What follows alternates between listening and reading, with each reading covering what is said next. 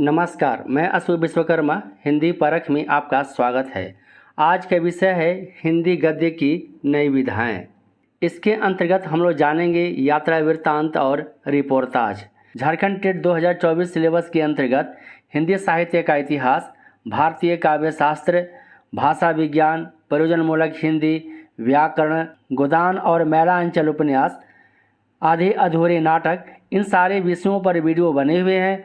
आप इसे प्लेलिस्ट से देख सकते हैं। साहित्य की कई गद्य विधाएं हैं, जैसे कहानी, नाटक, एकांकी, उपन्यास, पत्र लेखन, जीवनी, आत्मकथा, निबंध, ललित निबंध इत्यादि। इसके अलावा हिंदी साहित्य की कुछ नई विधाएं हैं जो आपके सिलेबस में पढ़ना है। यात्रा वृत्तांत, रिपोर्टाज, संस्मरण, रेखा चित्र और डायरी। सबसे पहले हम जानते हैं यात्रा वृत्तांत क्या होता है और इस विधा के रचनाकार कौन है तथा इससे संबंधित कौन सी रचनाएं हैं। यात्रा वृत्तांत एक स्थान से दूसरे स्थान पर जाने की क्रिया यात्रा कहलाती है और जिस साहित्य में इस यात्रा का वर्णन किया जाता है उसे यात्रा वृत्तांत कहते हैं। यात्रा वृत्तांत बहुत समय से लिखे जाते रहे हैं। Fahien, Hiuen Tsang, I Tsing, Ibn Battuta, Al Biruni, Marco Polo इत्यादि अपने सारी यात्राओं के बारे में लिखा है। यात्री को यायावर, घुमक्कड़ और बंजारा भी कहते हैं। आधुनिक युग में यात्रा वृत्तांत को भी साहित्य में स्थान मिला है, जहां यहाँ यात्री अपनी यात्रा विवरण में यात्रा के प्रभावों, प्रतिक्रियाओं और संवेदनाओं को भी अभिव्यक्त करता चलता है, अपने निजी अनुभव को भी बताता चलता है। यात्रा साहित्य यानी यात्रा वृत्तांत विभिन्न प्रदेशों की आंचलिकता, जनजीवन तथा समाज से सर्वाधिक परिचय कराता है। यानी जहां लेखक जाता है वहां की आंचलिकता, जनजीवन और समाज से पाठकों को रूबरू कराता है। यात्रा वर्णन के दौरान लेखक किसी स्थान के इतिहास, भूगोल, संस्कृति, अर्थव्यवस्था आदि पाठक को परिचित कराया जाता है। इस गद्य विधा का पहला यात्रा वृत्तांत सरयू पार की यात्रा है, जिसका रचना काल है 1871 ईस्वी और इसके लेखक हैं भारतेंदु हरिश्चंद्र। सबसे पहले यात्रा वृत्तांत लिखा है भारतेंदु हरिश्चंद्र ने। कब लिखा है? 1871 ईस्वी में, और उस यात्रा वृत्तांत का नाम है सरयू पार की यात्रा। इसके बाद जानते हैं यात्रा वृत्तांत और रचनाकार। सरयू पार की यात्रा, मेहंदावल की यात्रा, लखनऊ की यात्रा, हरिद्वार की यात्रा ये 1871 ईस्वी से 1879 ईस्वी के बीच में लिखा गया है और इसके रचनाकार हैं भारतेंदु हरिश्चंद्र।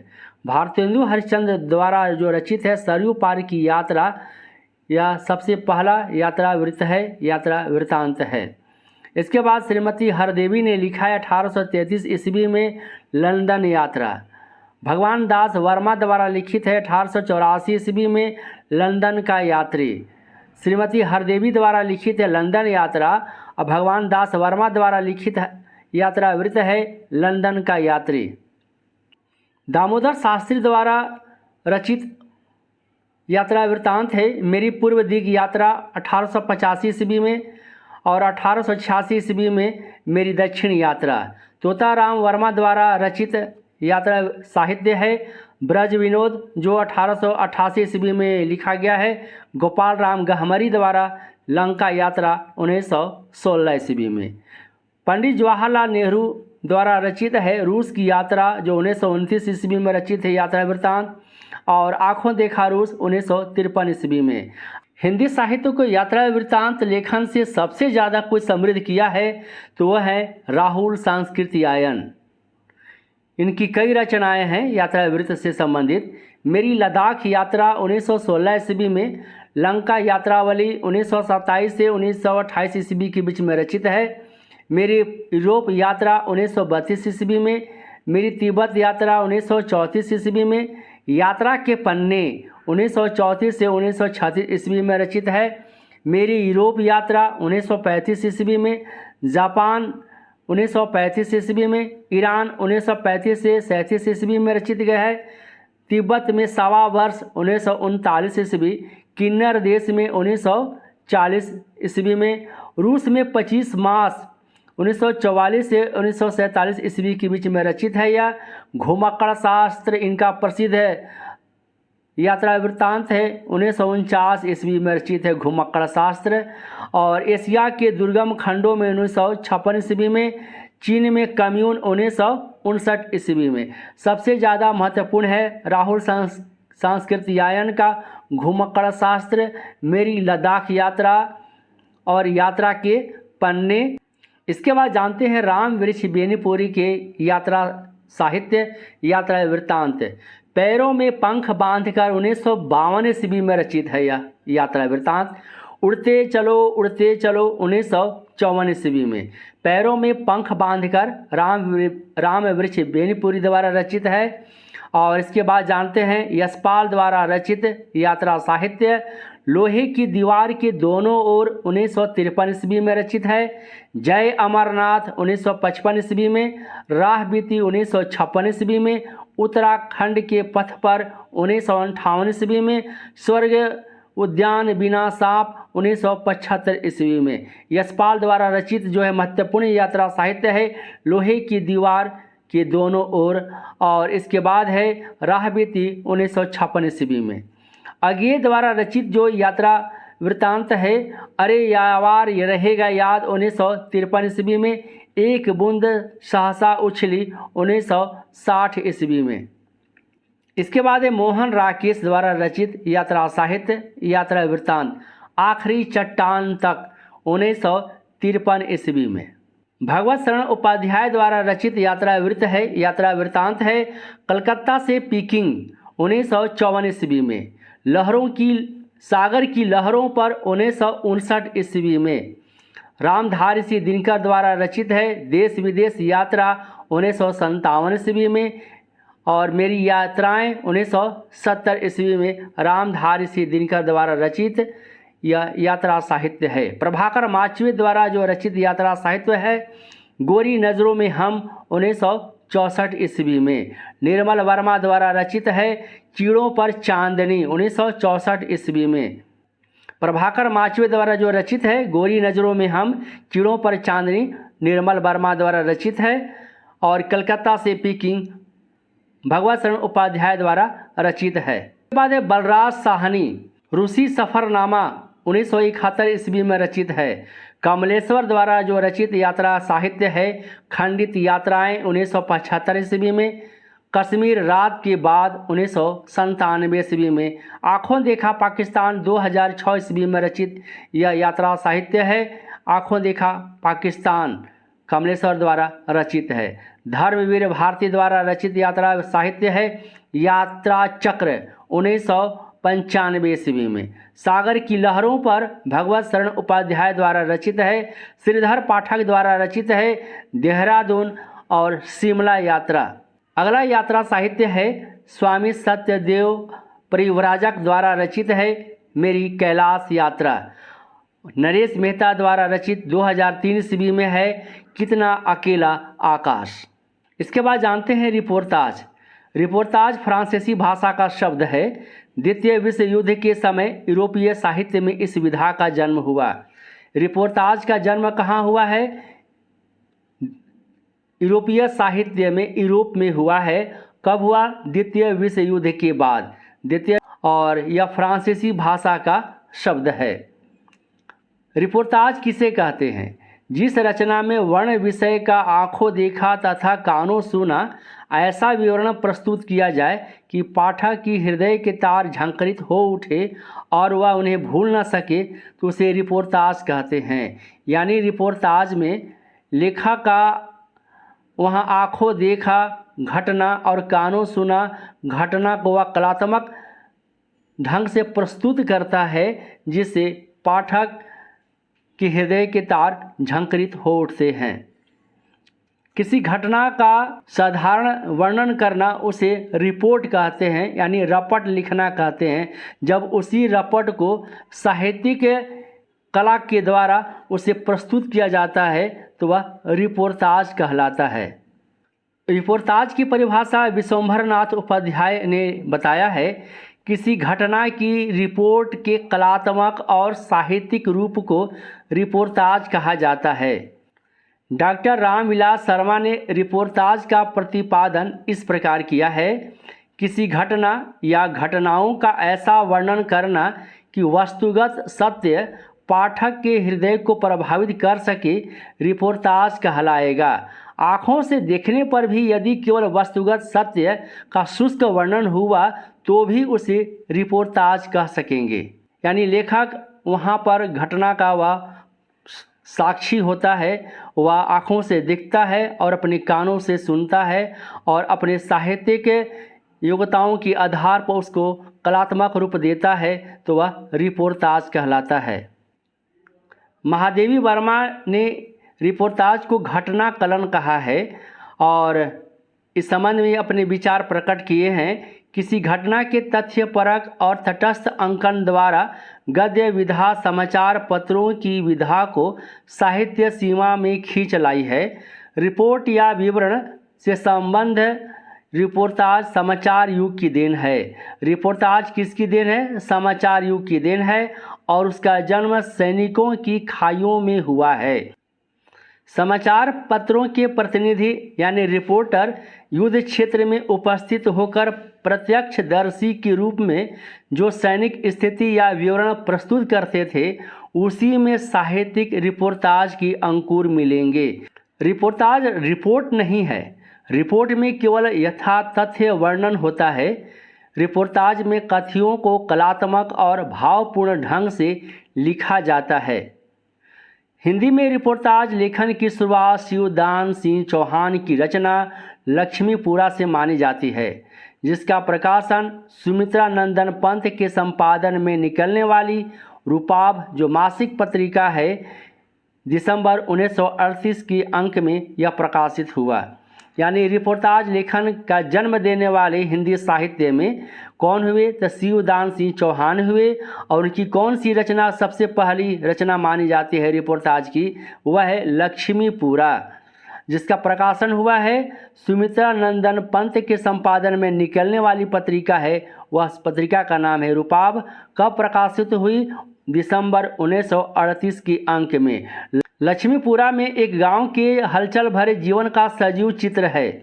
कुछ समय बाद ही हंस पत्रिका में शिवदान सिंह चौहान का दूसरा रिपोर्टाज मौत के खिलाफ जिंदगी की लड़ाई छपी। सबसे पहला इनका रिपोर्टाज है लक्ष्मीपुरा।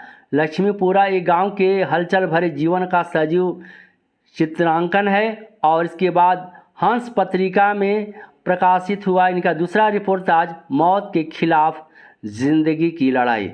और सबसे पहला रिपोर्टाज उनका लक्ष्मीपुरा प्रकाशित हुआ है रूपाब पत्रिका में, जो सुमित्रा नंदन पंत के संपादन में प्रकाशित होती थी। रूपाब पत्रिका 1941 ईस्वी में बंगाल में भीषण अकाल पड़ा था।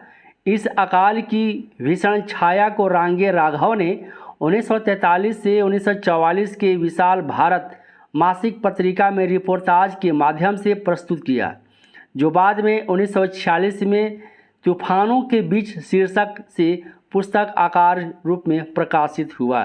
तूफानों के बीच जो रिपोर्टाज है, इसके लेखक है रांगे राघव, जो विशाल भारत मासिक पत्रिका में प्रकाशित होती है और यह संबंधित है बंगाल के भीषण अकाल के बारे में।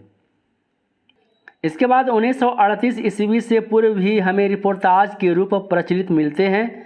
जनवरी 1877 में भारतेंदु ने हरिश्चंद्र चंद्रिका में, इनके पत्रिका हरिश्चंद्र चंद्रिका, दिल्ली दरबार दर्पण नामक रिपोर्टाज लिखा था।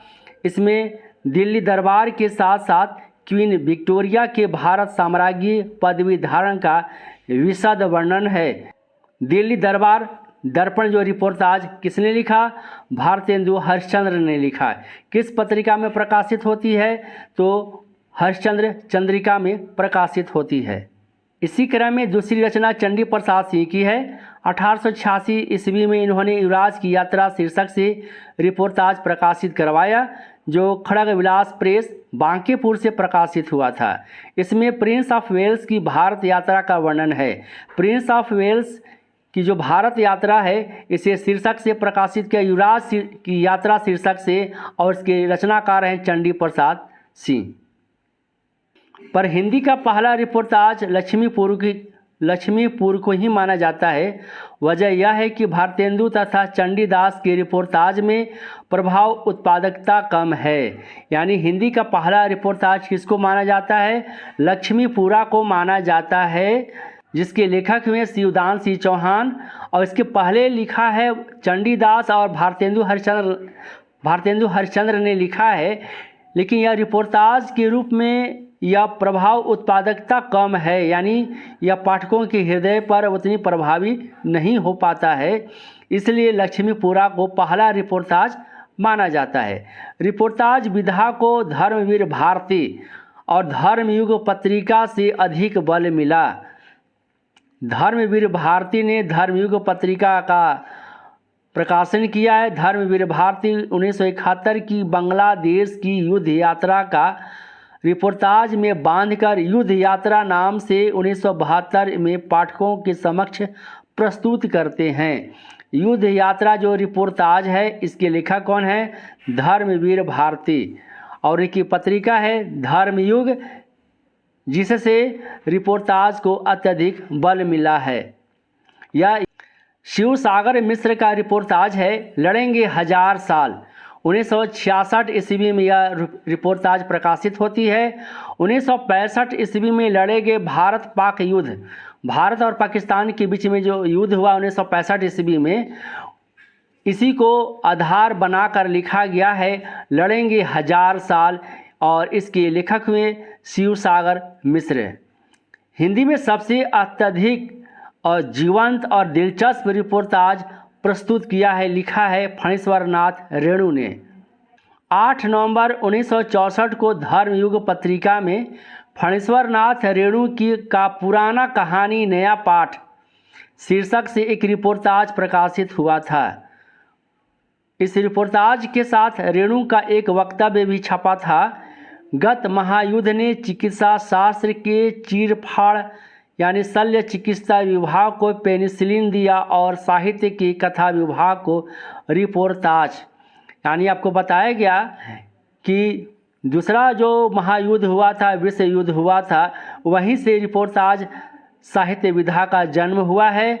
और धर्मयुग पत्रिका में फणीश्वर नाथ रेणु का जो रिपोर्टाज प्रकाशित होता है पुरानी कहानी नया पाठ। फणीश्वर नाथ रेणु के इस वक्तव्य से 2-3 बातें स्पष्ट होती हैं। रिपोर्टाज कथा साहित्य का ही बदला हुआ रूप है। इसकी उत्पत्ति द्वितीय विश्व युद्ध के समय हुई, यानी रिपोर्टाज युद्ध की विभीषिका की देन है।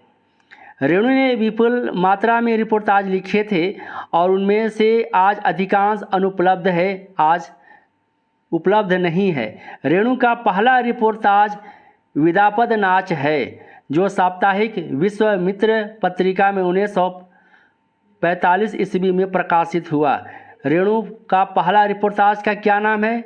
विदापद नाच। फणीश्वर नाथ रेणु ने ऋण जल धन जल 1977 ईस्वी में यह रिपोर्टाज प्रकाशित होती है।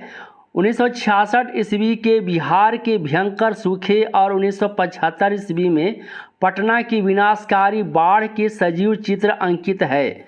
यह एक संस्मरणात्मक रिपोर्टाज है।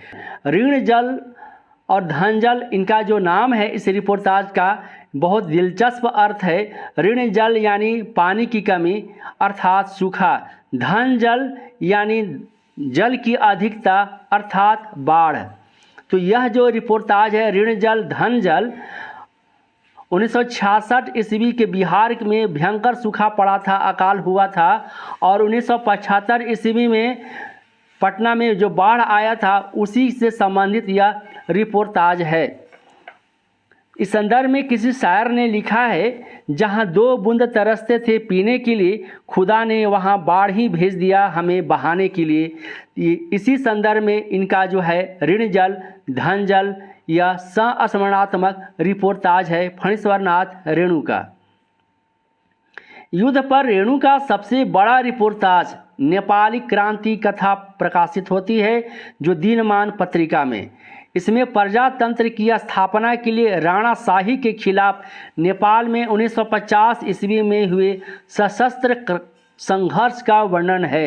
रेणु का सबसे बड़ा रिपोर्टाज जो है वह है नेपाली क्रांति कथा। किस पत्रिका में प्रकाशित होती है?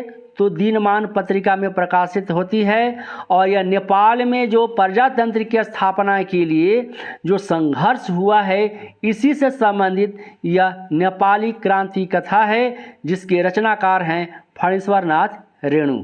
रेणु का सबसे लंबा रिपोर्टाज जो नेपाली क्रांति कथा से भी बड़ा है, हिल रहा हिमालय, धारावाहिक रूप में जनता में ही प्रकाशित हुआ। यह जनता पत्रिका में प्रकाशित होता है, हिल रहा हिमालय। धर्मवीर भारती ने धर्मयुग पत्रिका के माध्यम से अनेक रिपोर्टाज लिखे, जिसमें ब्रह्मपुत्र की मोर्चाबंदी, दानव की वृत्ति चर्चित है, बांग्लादेश युद्ध यात्रा 1971 और भारत पाक युद्ध यात्रा के आधार पर भारती का 1972 ईस्वी में युद्ध यात्रा रिपोर्टाज संग्रह प्रकाशित हुआ। धर्मयुग पत्रिका में धर्मवीर भारती का जो ब्रह्मपुत्र की मोर्चाबंदी रिपोर्टाज है प्रकाशित हुआ। दानव की वृत्ति बहुत चर्चित हुआ इनका। और इसके बाद उनका जो है बांग्लादेश युद्ध यात्रा जो 1971 ईस्वी में प्रकाशित होती है धर्मयुग पत्रिका में। और युद्ध यात्रा जो है वह भारत पाकिस्तान का जो युद्ध हुआ था उसी के आधार पर यह युद्ध यात्रा रिपोर्टाज है। इसके बाद है विवेकी राय ने जुलूस रुका है और बाढ़ बाढ़ बाढ़ नाम से जो रिपोर्टाज लिखा, जिसमें स्वतंत्रोत्तर भारत के गांवों के दुख दर्द की अभिव्यक्ति हुई है। विवेकी राय की जो रिपोर्टाज है वह जुलूस रुका है और दूसरा रिपोर्टाज इनका है बाढ़ बाढ़ बाढ़।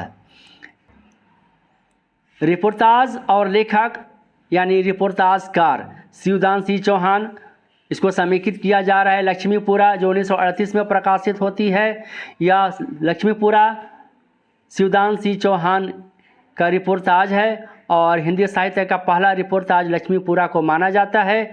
मौत के खिलाफ जिंदगी की लड़ाई। इसके बाद है आपका रांगे राघव द्वारा रचित है तूफानों के बीच, जो हंस पत्रिका में प्रकाशित होती है। बंगाल अकाल से संबंधित यह रिपोर्टाज है। इसके बाद है भदंत आनंद कौशल्यायन द्वारा रचित है देश की मिट्टी बुलाती है। शमशेर बहादुर सिंह की जो रिपोर्टाज 1952 ईस्वी में प्रकाशित होती है। प्लाट का मोर्चा, क्षण बोले कण मुस्कुराए 1953 ईस्वी में प्रकाशित होती है। कन्हैयालाल मिश्र प्रभाकर द्वारा रचित यह रिपोर्टाज है। धर्मवीर भारती द्वारा रचित है युद्ध यात्रा।